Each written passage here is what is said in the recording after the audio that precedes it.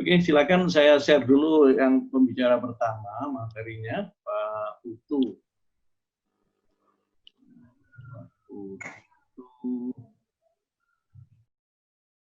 Ya, Pak Demi.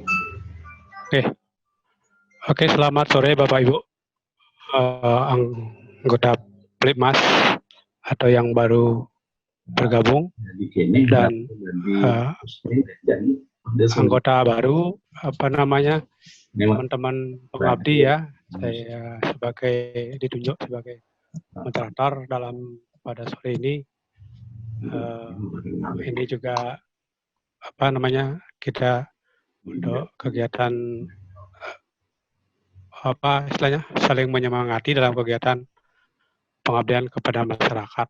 Nah, untuk pembicara pertama, jadi hari ini diundang Pak Putu Swardike dengan kegiatannya mungkin dari hasil penelitian kayak ini atau hasil penerapan pengembangan budidaya membangkitkan semangat petani mangga Bali melalui pengembangan mangga Lendris. Pak Putu ini dari Plipmas Ngayah Bali, Fakultas Pertanian Universitas Panji Sakti Singaraja. Oke, silakan Pak Putu. Ya, terima kasih Pak Wayan Joniarto, Beli Sundani, Bapak-bapak dan ibu-ibu,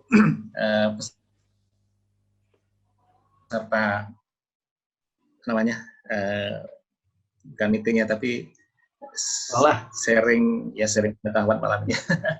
Community Service PPM ya. Sebelumnya saya sampaikan selamat sore. Assalamualaikum warahmatullahi wabarakatuh. Waalaikumsalam.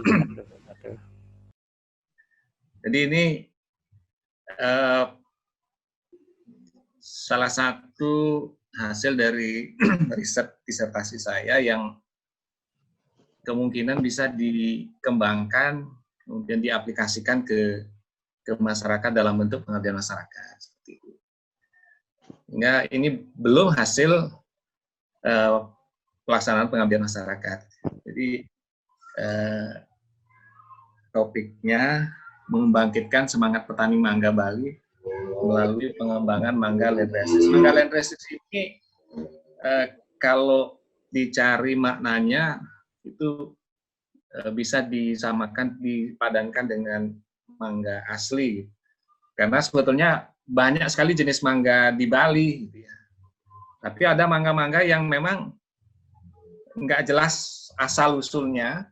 Ya udah lama ada di Bali dan penamaannya juga sudah pakai nama Bali. Tapi ada memang yang mangga sudah lama sekali di Bali, tapi menggunakan mangga yang jelas di mana-mana ada di Indonesia. Gitu. Karena kita kelompokkan mangga-mangga yang kategori yang pertama tadi itu sebagai mangga Lendresis. Apa mangga Lendresis itu? Apa-apa aja jenisnya nanti coba saya sharing ke Bapak Ibu sekalian. Oke, lanjut.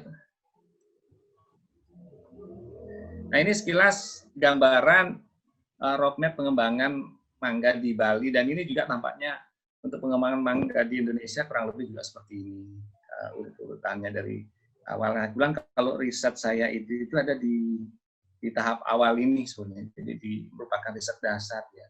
Jadi masih mengumpulkan materi genetik. Ini dua kemungkinan yang diharapkan.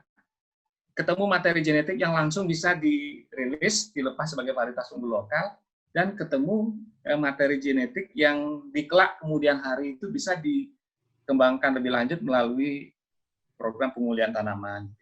Nah, yang bisa dikembangkan lebih lanjut sebagai varietas unggul lokal, nah ini bisa diikuti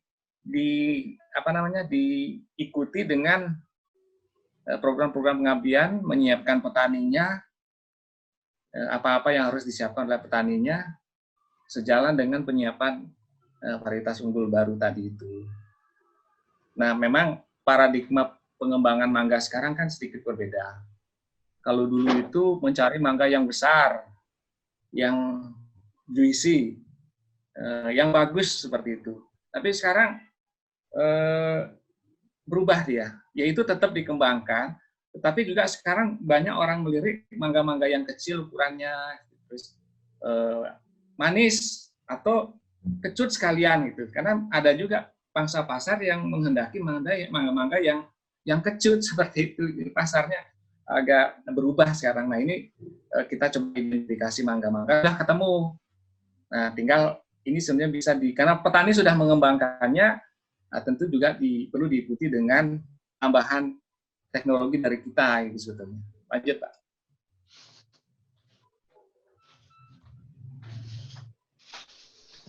Nah ini sekitar info. Tentu populasi mangga di Bali tidak sebanyak mangga di Jawa. Memang kalau sentra utama mangga itu ada di Jawa, ada di Pulau Jawa, Jawa Barat, dan Jawa Timur terutama. Di Jawa Tengah juga banyak. Nah, di Sumatera juga ada, tapi di Jawa itu yang paling banyak populasinya.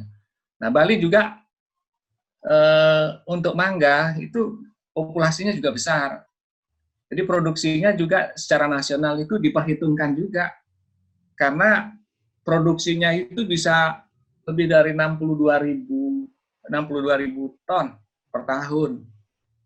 Ini lumayan besar dan memang sudah diekspor gitu.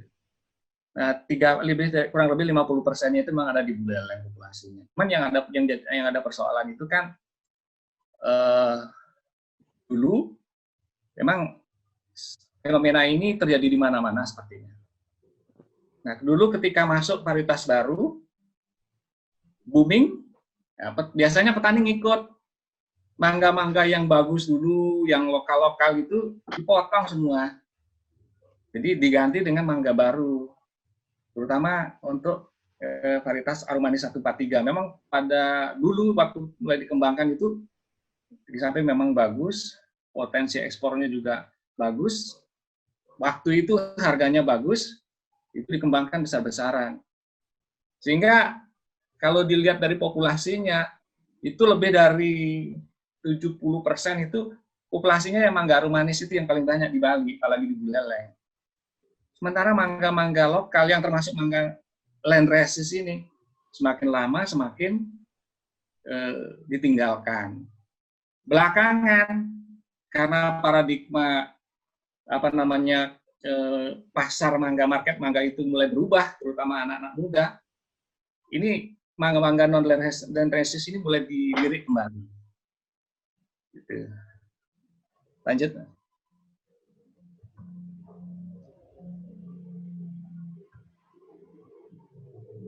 Lanjut, Li. Nah, ini yang dimaksud dengan fenomena bottleneck itu, ini di mangga ini kurang lebih sama seperti varietas-varietas atau jenis-jenis tanaman lainnya, termasuk di padi.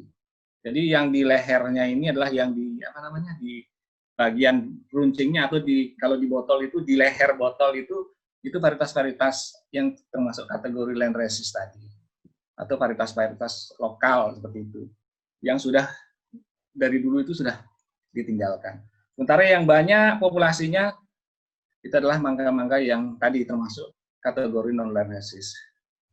Ini sebetulnya pengembangan mangga non Landraces ya tidak masalah. Tetapi untuk menguatkan petani, ekonomi petani, mangga Landraces ini karena sekarang mulai dilirik, ya dilihat lagi, dikembangkan lagi. Itu nanti tinggal dilihat permintaan marketnya seperti apa. Karena kalau kita lihat sekarang trennya, anak muda itu lebih senang cari yang viral-viral seperti itu. Kalau ada mangga yang bagus, kan Buleleng punya, itu diviralkan, wah rebutan nyarinya ini. Buleleng kebetulan punya.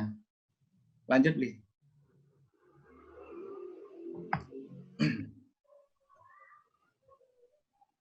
Nah, ini adalah tadi.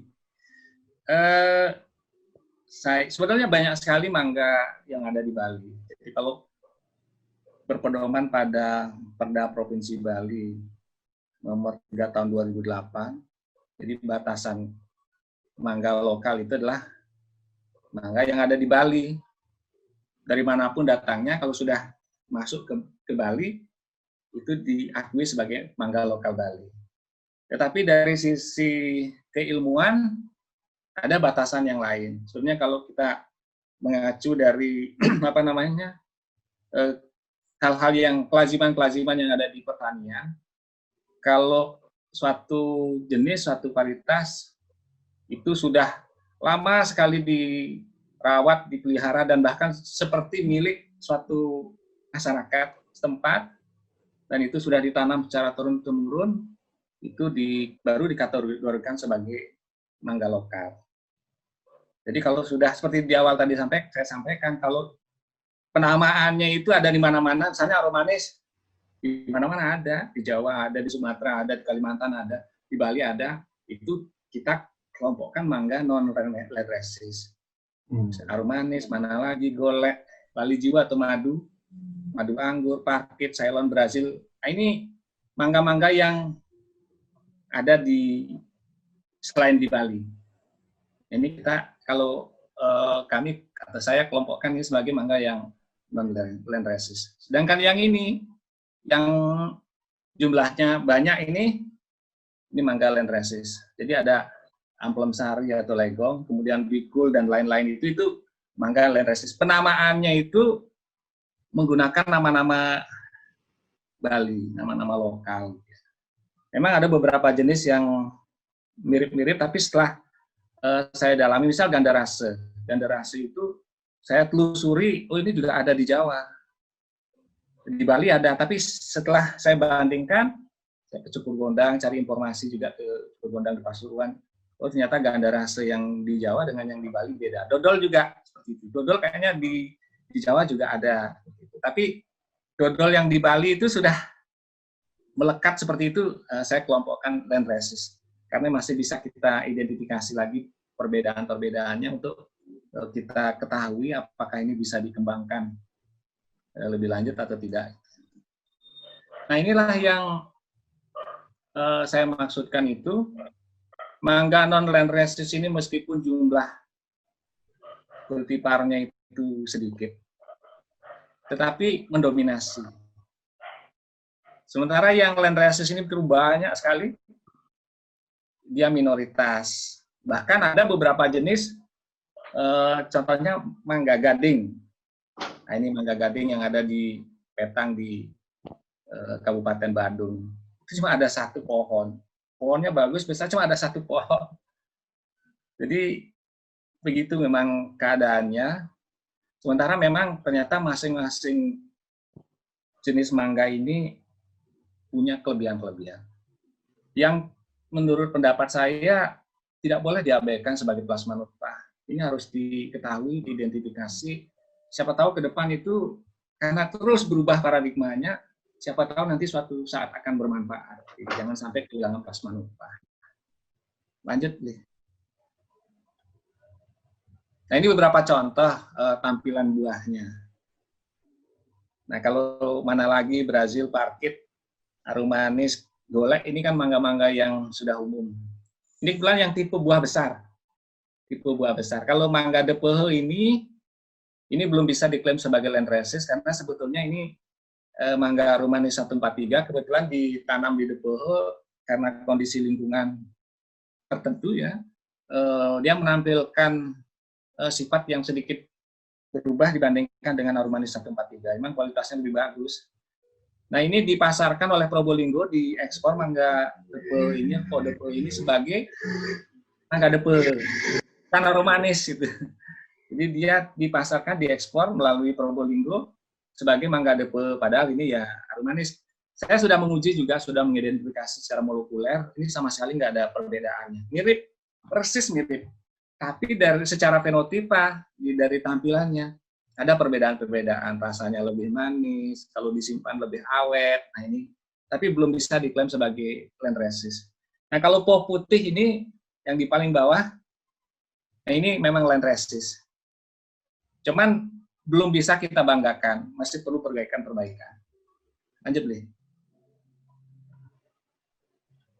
Nah ini yang lumayan banyak. Inilah tipe-tipe mangga yang buahnya lebih kecil. Lebih kecil yang belakangan ini lebih banyak disukai.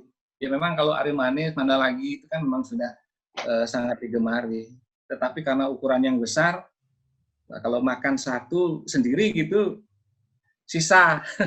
sisanya disimpan rusak, akhirnya terbuang. Tapi kalau mangga-mangga yang ini, nah ini dimakan sendiri cukup, gitu. Mungkin 1 atau 2 itu sudah cukup.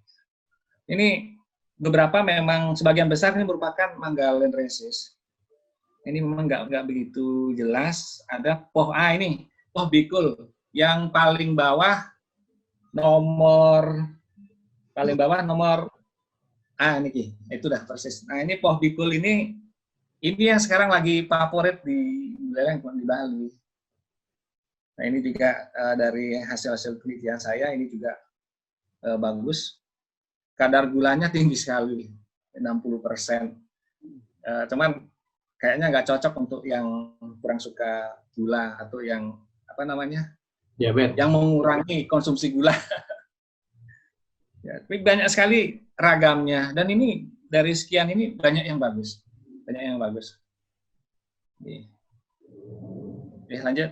Lanjut Li. Nah ini adalah sekilas saja, sekedar informasi untuk Bapak dan Ibu sekalian, sebaran lokasi mangga Landraceous tadi itu berdasarkan wilayah administrasi. Nah kebetulan memang identifikasi yang saya lakukan itu saya batasi karena keterbatasan waktu dan biaya juga, itu hanya di 4 kabupaten. Di Kabupaten Buleleng, Kabupaten Karangasem, Kabupaten Kelungkung, dan Kabupaten Badung. Jadi di 4 kabupaten. Nah ini memang plasma nutpah mangga itu ternyata memang paling banyak ada di Buleleng. Di kabupaten lain juga ada, tapi namanya mirip-mirip. Kecuali Gading tadi. Gading itu memang khas ada di Badung, di tempat lain nggak ada. Kemudian kalau di Lembong, di Nusa Penida ini juga ada, di yang warna hijau yang di bawah ini juga ada mangga-mangga khas Nusa Penida yang mungkin di kelak kemudian hari bisa diperbaiki kualitasnya, juga bisa dikembangkan lagi. Lanjut, Li.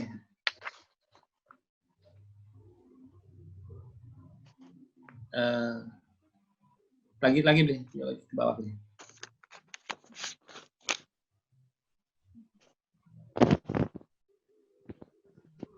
Beli di slide berikutnya, Li, slide berikutnya.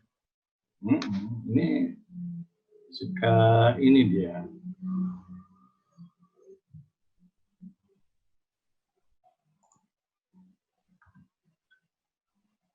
Yang ini, ya ini. Nah, benar berarti ini sih cuma sekedar membuktikan saja apakah mangga itu suka daerah panas atau daerah dingin. Ternyata memang sebagian besar mangga itu suka yang daerah panas dan beriklim kering. Ada beberapa kecuali yang gading itu, kemudian beberapa tipe pakel itu memang tahan ya di daerah yang lebih dingin. Tapi umumnya mangga memang hidup di wilayah yang beriklim kering. Ini ada, kalau di Bali yang paling terkering itu tipe F, itu ada mangga di Tianyar di Kubu itu bagus hidupnya di sana.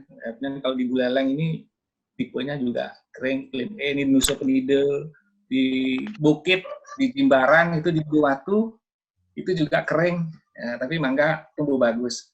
Berarti benar, hanya membuktikan benar mangga memang sukanya daerah yang kering-kering, apa iklimnya yang kering. Bahkan di tempat yang kering sekali, asal ada air sedikit yang membuat dia bertahan hidup, itu kualitasnya bagus, rasanya bagus. Dan serangan hama dan penyakit terutama lalat buah itu lebih sedikit. Lanjut, Li. Nah, ini sebaran mangga Landraceous di Bali berdasarkan jenis tanahnya. Mangga tampaknya tidak milih-milih jenis tanahnya. Yang penting tadi ada air sedikit, tidak terlalu banyak, cukup sinar matahari, tidak dingin, nah itu suka dia. Tidak memilih jenis tanah tampaknya. Lanjut, Li. Nah ini kita ngelihat harga mangga-mangga yang ada di Bali, mangga yang non Landraceous kita bandingkan dengan yang Landraceous. Tadi di awal saya sudah sampaikan ada paradigma yang berubah di konsumen mangga. Kelihatan dari harganya ini. Memang ini ada juga pengaruh populasi. Jadi kalau memang hukum pasar, kalau penawaran banyak, harga cenderung turun. Tapi kalau penawaran sedikit, harga cenderung naik. Itu mungkin berlaku juga. Tetapi ini peluang pasar juga bisa dikombinasi oleh petani-petani itu.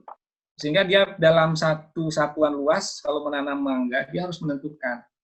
Tidak semata-mata sepenuhnya menanam mangga-mangga yang unggul yang dulu, tetapi mangga yang land resist yang bagus-bagus, jangan ditebang gitu. Ditanam lagi. Karena apa? Karena ada marketnya yang bagus. Kita lihat di sini kalau arum manis kan memang fluktuatif sekali harganya. Kalau pas musim panen 3.000 itu sudah bagus. Syukur ada pembelinya. Kadang-kadang karena terlalu banyak, apalagi kalau berbarengan dengan di Jawa juga panen. Mau dibawa kemana mangganya banyak sekali, ekspor juga sudah terpenuhi kuotanya, harganya sangat rendah sekali. Tapi ini juga peluang karena apa? Ini juga bisa dikembangkan lebih lanjut. Mangga-mangga yang seperti ini harus diikuti dengan pengolahan pasca panennya, industrinya seperti itu. Tapi kalau itu tidak diikuti, ini akan nanti ada masalah. Nah, kita lihat yang land resist ini, pohbikul misalnya. Pohbikul ini hanya ada di Menyali, populasinya terbatas. Ternyata kualitasnya bagus, memang buahnya kecil. Tapi bijinya kecil sekali. Kalau bahasa Balinya itu ngompen. Nanti di bagian belakang saya tampilkan foto-fotonya. Itu bijinya kecil sekali. Pak Putu, waktunya mau habis. Mungkin bisa dipercepat dikit ya. Iya, oke. Jadi mangga-mangga yang land resist ini ada bikul, amplem sari, gandarase, manggis, apalagi wani ngompen. Itu harganya bagus untuk saat ini. Bagus sekali, tidak pernah harganya itu, kalau bikul itu tidak pernah di bawah 25.000 harganya per kilogram. Ya ini memang dari sisi harga menarik. Lanjut, Li.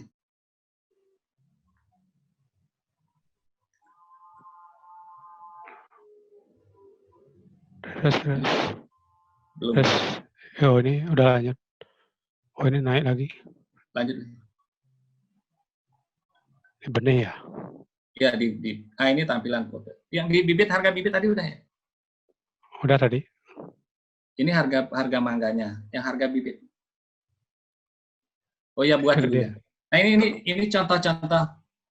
Ini contoh-contoh film Pak Payan di atas tadi, yang tampilan foto tadi. Balik. Nah ini tadi ya. Nah ini yang pohbikul tadi. Ya ini ternyata bijinya kecil sekali. Jadi ngompen, kalau bahasa Balinya ngompen. Ini juga yang wani ini juga ngompen ini.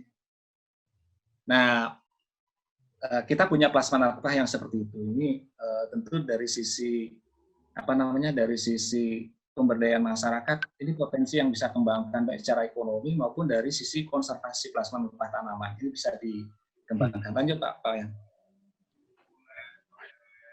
Belinya yang pegang. Oh, beli. Nah ini ya. Nah ini yang ingin saya tunjukkan tadi, yang tadi sudah saya sampaikan sekilas.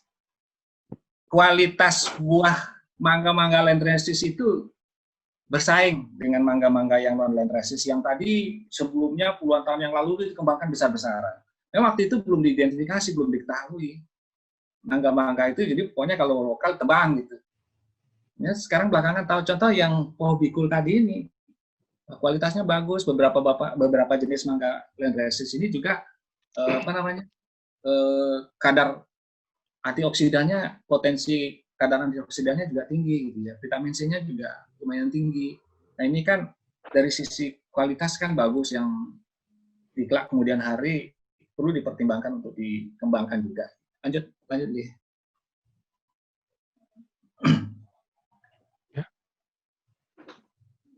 Nah, dari hasil riset yang saya sudah lakukan, ada beberapa potensi usaha yang dapat dikembangkan ke petani, jadi diinovasikan lebih lanjut kepada petani dalam bentuk program pengabdian masyarakat untuk mangga-mangga yang tipe land resist ini. Yang pertama, dari sisi produksi bibit. Tadi di bagian awal tadi belum muncul, ada di atas itu harga-harga bibit mangga. Nah, kebetulan kita sudah temukan teknologi untuk perbanyakannya, perbanyakan secara alamiah. Jadi kalau bukan dengan kultur jaringan.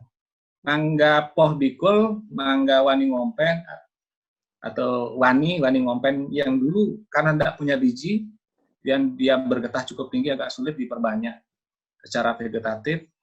Sekarang sudah dapat dilakukan. Jadi di grafting seperti itu sudah bagus hasilnya.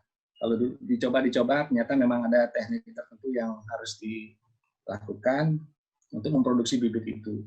Nah, ini bibit ini yang untuk pobikul ini kemarin saya udah drop ke kebun percobaan UNUD juga sebagai koleksi di situ, beberapa jenis, kemudian juga beberapa ke BBU-nya punyanya Dinas Pertanian, dan sebagian saya tanam di kebun sendiri juga sebagai koleksi, dan beberapa petani juga sudah, memang masih terbatas. Tetapi dari sisi teknologi kan sudah tidak ada masalah, dan ini bisa dikembangkan oleh petani dalam kita mengembangkannya ke petani dalam bentuk pengabdian masyarakat. Budidaya mangga Landraceous secara prinsip tidak berbeda dengan mangga-mangga yang lain yang kategori non-Landraceous, cuma perlu diikuti teknologinya. Nah, kalau budidaya mangga yang biasa itu kan tanam, kalian dirawat sampai besar, pohonnya sampai tinggi sekali nutupi yang lain-lain.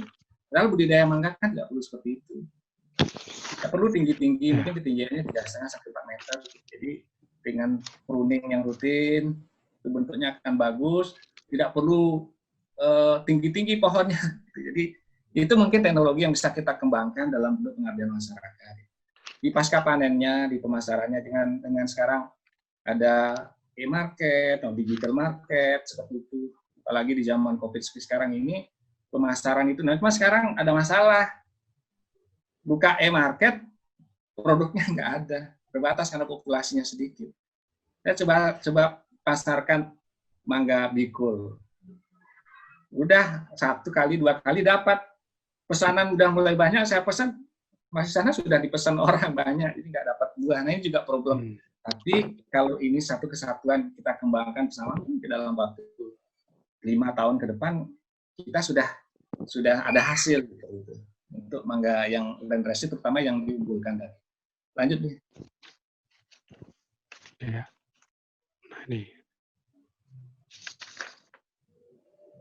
Ya ini apa namanya masih agak ada kaitannya dengan yang tadi yang barusan saya jelaskan. Jadi ada e-tech sebenarnya yang bisa dikembangkan ke petani. Mungkin kalau Mas Ngaya Bali misalnya mau ke mangga, atau kami di perguruan tinggi mau ke mangga, ya ini e-tech yang sangat memungkinkan untuk dikembangkan untuk lebih meningkatkan kesejahteraan petani sebetulnya. Karena ternyata faktanya mangga-mangga Landraceous itu juga tidak kalah dengan mangga-mangga yang lain.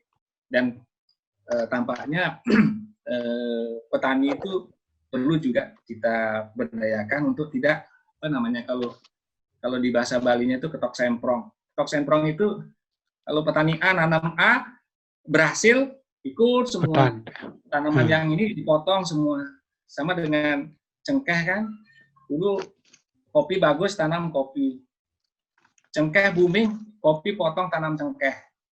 Cengkeh turun mau tanam yang lain, akhirnya yang petani yang ikut-ikut tidak pernah panen jadinya. Kenapa? Keburu harganya turun, harganya sudah turun, kita baru mau panen gitu.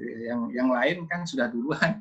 Jadi di mangga pun tampaknya perlu seperti itu. Jadi jangan ketok semprong seperti itu. Mungkin itu juga dari sisi kelembagaan, dari sisi manajemen kelompoknya perlu di.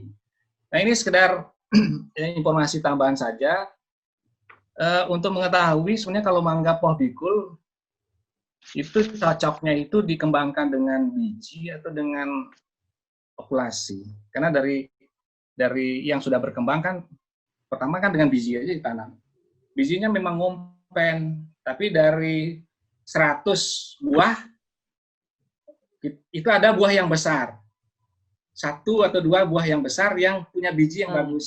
Nanti bisa ditanam. Emang hampir 95% lebih itu ngompen. Kalau ngompen itu bijinya hampir nggak ada yang bisa ditanam. Tapi dari sekian itu, dari satu pohon kalau kita kumpulkan buahnya, itu ada yang 1-2 ada yang besar, itu bisa ditanam dengan biji. Atau ditanam dengan okulasi yang sudah kita temukan teknologinya. Nah ternyata dari uji molekuler ini I1 ini adalah induk yang pertama yang besar, kemudian dia ada I2 ini adalah indukan yang dari okulasi, kemudian ini F11 ini adalah turunan dari F1 yang dari induk pertama, F12 juga turunan berikutnya dari turunan yang lain ya, bukan turunan dari ini, turunan dari ini dari induk gitu ya. F13 juga turunan dari induk yang ini. Ini kalau kita bandingkan, yang ini kan dari biji, F11, F12, F12 itu tanam dari biji. Tapi yang I2 ini dari okulasi, kita bandingkan hasilnya. Ternyata perubahan sifat, jadi koefisien kemiripannya itu, kalau kita kembangkan dengan biji, itu sekitar 70%-an. Artinya, kalau kita tanam dengan biji, sekitar 30% itu sifatnya bisa berubah. Tetapi masih bagus, masih termasuk kategori bagus. Tapi kalau dengan okulasi itu lebih tinggi kemiripannya, artinya kemungkinan menyimpang itu lebih kecil. Cuman masih ada persoalan di bikul ini. Kita belum ketemu sekali batang bawah yang benar-benar kompatibel. Ini mungkin ke depan perlu diteliti karena masih ada sekitar 19%-an itu variasinya. Penyimpangannya dari induknya. Gitu. Waktunya habis Pak Putu. Oke, ini sudah habis ya Pak ya. Oke. Nah ini sudah kesimpulan. Jadi tadi sudah saya akan lanjut nih. Ya. Nah, oke. Terima kasih Ya, Pak. Maaf Pak Putu. Oke. Ya, Bapak Ibu yang saya hormati, begitulah hasil share informasi dari Pak Putu Swardike yang saat ini sedang bergelut dengan disertasinya. Nanti silakan ada mungkin diskusi yang perlu atau pertanyaan-pertanyaan mungkin nanti bisa mengeksplor lebih dalam dan itu juga menambah khasanah dari ilmu budidaya mangga yang sedang dikembangkan oleh Pak Putu. Silakan Bapak Ibu, saya buka dulu 2 pertanyaan, silakan. Yang tertarik mungkin dengan budidaya mangga. Saya Halo. Pak Joni. Oke, silakan. Silakan. Pak Putu. Iya, Pak. Selamat sore Pak Putu. Selamat sore, Pak. Ya, tadi ada yang dijelaskan beberapa varietas mangga yang diserang oleh lalat buah ya? Ya, betul, Pak. Mungkin ada informasi mangga mana yang paling disukai diserang atau mungkin ada yang sebaliknya tidak disukai oleh si lalat buah. Demikian Pak Putu, terima kasih. Oke Pak Wayan, langsung Pak Wayan. Ya, silakan, langsung ditanggapi. Oke, terima kasih Pak Taufik ya. Pak Taufik ya. Ya. Pak Taufik, memang secara umum hampir semua kultivar mangga, baik yang Landraceous maupun non Landraceous itu disukai oleh lalat buah secara umum. Tetapi tampaknya mangga itu seleranya hampir sama dengan kita. Umumnya mangga yang kadar antioksidannya lebih tinggi, kemudian bergetah, yang getahnya lebih banyak, itu agak tangannya kurang. Dan mangga-mangga yang kurang bergetah, kemudian kulitnya itu lebih tipis, itu lebih banyak disukai. Tapi ini memang pada akhirnya tergantung pada kondisi sanitasi kebun sebetulnya. Lebih banyak ditentukan oleh kondisi sanitasi kebun. Jadi secara prinsip sebenarnya lalat buah sih bukan masalah yang besar dalam budidaya mangga selama teknik budidaya mangga yang baik. Jadi good agriculture practices-nya itu diterapkan dengan baik sebetulnya. Seperti tadi, cuman ini harus satu kesatuan.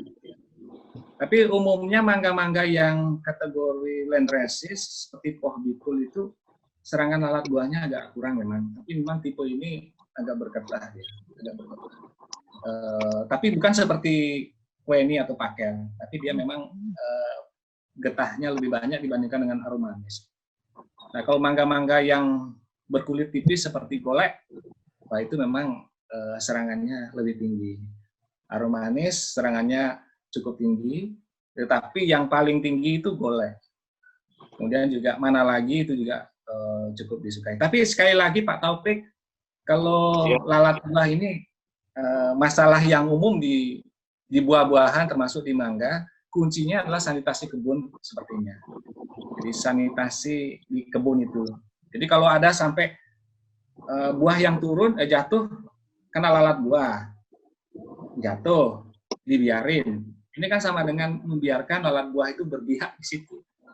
Padahal itu kan harus dibersihkan, kemudian makanya perlu pemangkasan yang bagus, dibentuk pohonnya yang bagus supaya sinar matahari itu masuk, sirkulasi matahari di tajuk itu bagus. Nah, kemudian juga bisa dipasang trap. Biasanya kita menggunakan petrogenol. Pak Topi mungkin tahu, teman-teman di pertanian paham sekali dah ini. Jadi kita pasang perangkap pakai petrogenol.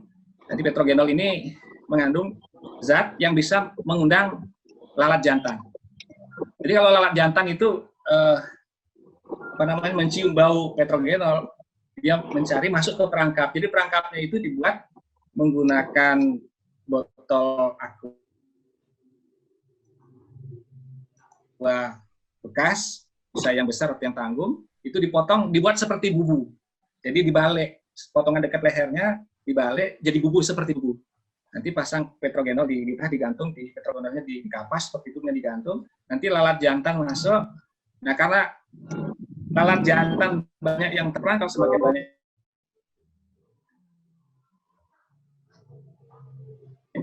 lalat betina itu juga karena masa usianya pendek, mati tanpa menghasilkan keturunan baru karena tidak dibuahi oleh penjantannya. Seperti itu mungkin kalau teman-teman di pertanian sih sudah biasa, karena ini memang kalau di teknologi pertanian itu sudah lazim gitu. Itu apa ya? Oke, begitu. Ya, terima kasih. Ayo, Pak Utomo ya. Ayo. Ya, silakan. Mau tanya. Ya, tadi dari presentasinya Pak Putu tadi kan yang harga jualnya tinggi adalah Bikul sama Pani Ngompen ya Pak ya? Pani Ngompen ya. Ngompen. Oh, Ngompen. Ya, kalau dilihat dari tadi paparan kan harganya sangat bagus, paling tinggi 2 buah itu. Tapi kemudian mengapa masyarakat di Bali sendiri sedikit mungkin ya yang budayakan? Dan kalau menurut Pak Putu, kira-kira bagaimana masyarakat bisa membudidayakan atau mengembangkan ini? Kalau dari sisi harga kan potensi keunggulan tadi kan dagingnya juga tebal, kemudian bijinya kecil, mungkin keunggulan dari ini. Nah, masyarakat sekarang itu kan tadi sampaikan sudah sering hanya ngikut-ngikut ya, dalam artian ketika bagus mereka rombongan untuk budidaya dan sebagainya. Nah, ini kan memang menjadi tantangan dari masyarakat maupun kita sebagai pengabdi. Nah, menurut Bapak bagaimana agar mangga ini katakanlah menjadi pilihan yang tepat untuk dibudidayakan oleh masyarakat? Jangan-jangan ketika dibudidayakan massal misalnya, kemudian harganya menjadi tidak baik. Nah, mungkin itu. Terima kasih. Silakan, Pak Putu. Ya, silakan. Terima kasih Pak Utomo. Jadi betul memang Bikul termasuk Pani Ngompen itu sangat potensial dikembangkan. Kita juga baru mengetahui gitu ya. Kalau dulu itu kan mungkin petani sudah tahu enak gitu sebetulnya kan. Cuman ya lagi-lagi kalau tetangga punya mangga yang bagus, harganya bagus waktu itu, kan saya juga pengen ngikut.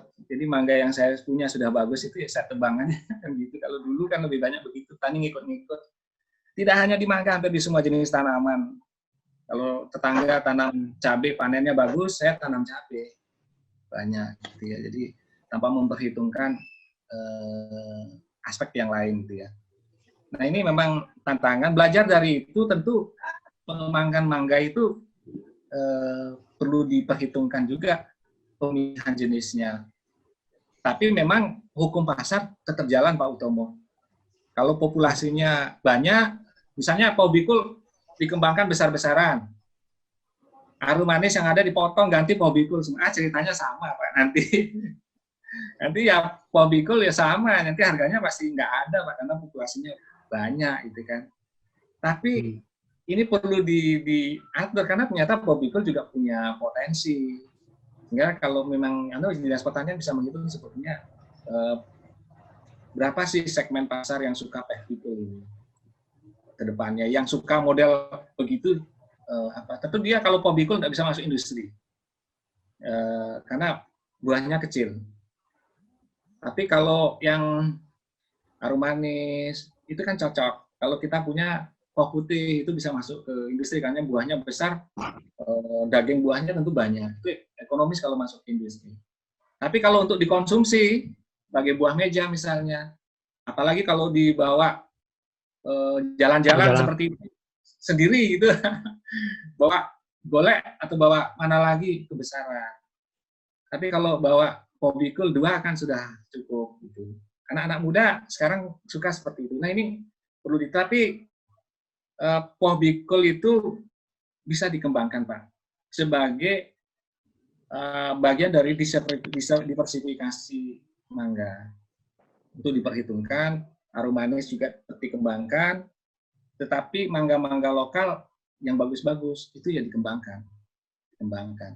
Ini karena dia tidak ke industri, dia ke konsumsi. Pertama kalau di Bali itu ke upakara. Jadi kalau untuk Banten misalnya, bahan Banten, Pobikul cocok.